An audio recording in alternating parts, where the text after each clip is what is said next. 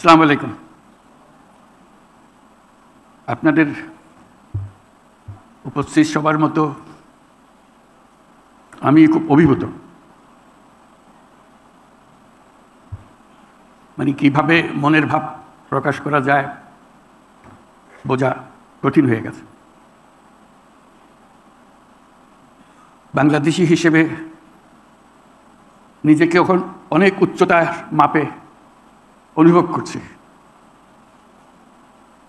আমরা যদিও বেগম রোকেয়াকে স্মরণ করে এটা করছি, মনে হচ্ছে এটা মহিলাদের একটা বিষয়। আজকের এই পুরস্কার মহিলাদের পুরস্কার না, আমাদের সমস্ত জাতির পক্ষ থেকে পুরস্কার। আমরা সবাই দাঁড়িয়ে জোরে হাততালি দিয়ে তাদেরকে অভিনন্দন জানাই।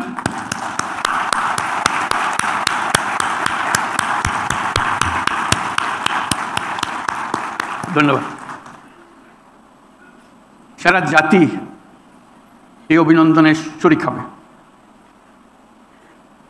আমরা যে মহিয়সী নারীর কথা স্মরণ করি আজকে অনুষ্ঠানটির আয়োজন করা হয়েছে, যে মহিয়সী নারীর আত্মা আজকে শান্তি পাবে।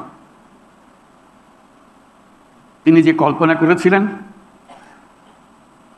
তার ইমাজিনেশনে তিনি যেই সমাজ চিন্তা করেছিলেন, আজকে যারা পুরস্কার পেল তারা সেই সমাজ নির্মাণের পাথেও আমাদেরকে দিচ্ছে। আমরা সারা জাতি তাদের উদাহরণ থেকে, তাদের পথ চলা থেকে শিক্ষা পাই এবং যে আদর্শে বেগম রোকেয়া আমাদেরকে নিয়ে যেতে চাচ্ছিলেন, অতি চমৎকারভাবে তুলে ধরেছিলেন তার বক্তব্যে, তার লেখায়।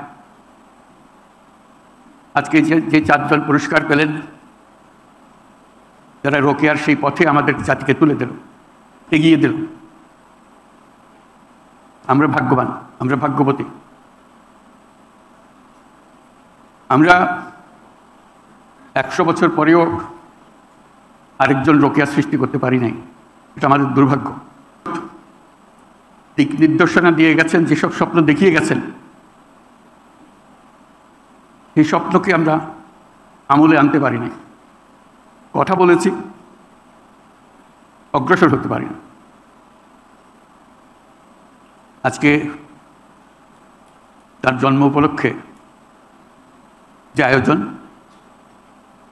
সেটা শুধু তাকে স্মরণ করার জন্য না, আমাদের ব্যর্থতাগুলো খুঁজে বার করার জন্য। কেন আমরা ব্যর্থ হলাম? কেন এই 100 বছরেও আরও বেগম রোকেয়া আসলো না আমাদের মাঝখানে, যে আমাদেরকে পথ দেখাতো, এগিয়ে নিয়ে যেত, ধাক্কা দিত, মনে করিয়ে দিত কোন পথে আমাদের যাওয়া দরকার। 100 বছর পরে কি হলো? কত অগ্রসর হলাম?